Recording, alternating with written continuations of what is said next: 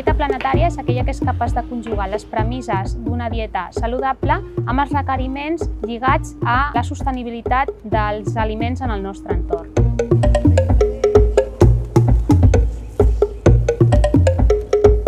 Sabem que l'alimentació afecta la salut, però a més sabem que l'alimentació està molt relacionada també amb l'emergència climàtica.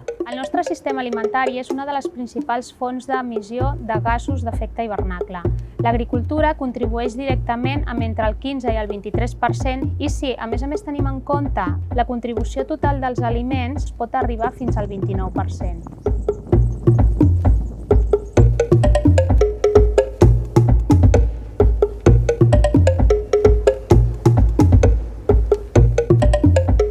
Nosaltres tenim una direcció de seguretat alimentària. El que pretén aquesta direcció és assegurar que tot el que les persones mengem tingui la qualitat i la seguretat necessària. El control oficial que portem a terme des de l'Agència de Salut Pública de Barcelona és una competència que exercim bàsicament amb activitats com la inspecció, però també altres com la presa de mostres, el control documental o l'auditoria sanitària.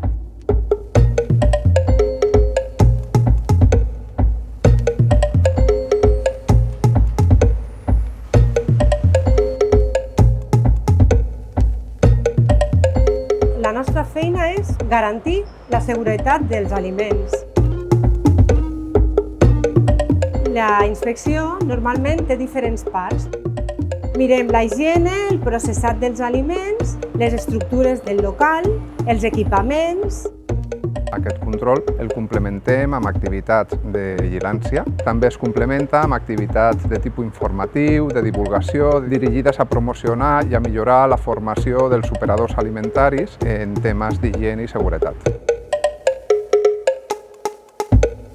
Quan parlem de salut comunitària ens referim a aquelles accions i aquells projectes que a través de l'acció comunitària es posen en marxa per tal de millorar la salut del barri. Hola, buenos días.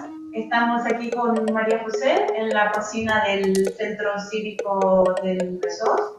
El proyecto se está desarrollando aquí en el barrio. Aquest taller que hem fet avui està dintre del marc del projecte de Cuinem al Barri. Propone este recorrido a vecinos y vecinas para sumarse al reto de avanzar hacia una alimentación saludable y sostenible, pero teniendo en cuenta el contexto particular del barrio. Preguntan las mamás si puedes explicar cómo hacer nocilla casera. La avellana normalmente queda ya aceitosa y queda como una pasta. Ahí se le puede poner o cacao puro. Al mateix temps, en el barri, també treballem l'alimentació saludable amb les escoles.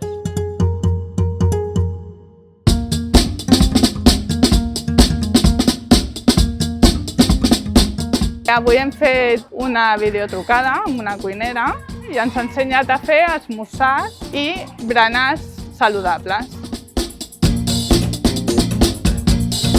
Des de fa molts cursos ja estem treballant amb l'Agència de Salut Pública, amb tots els programes que ofereix Hàbits Saludables. Era una necessitat clara d'articular perquè no hi havia una oferta en el currículum escolar de programes d'alimentació.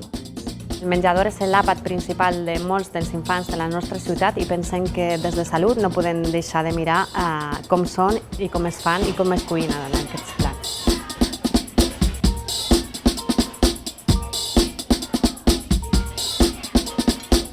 L'escola és un lloc que educa. Si arriben a les escoles, arriben a tota la població de manera universal i pensem que aquest és un repte irrenunciable perquè tindrem guanys en salut i tindrem guanys en sostenibilitat.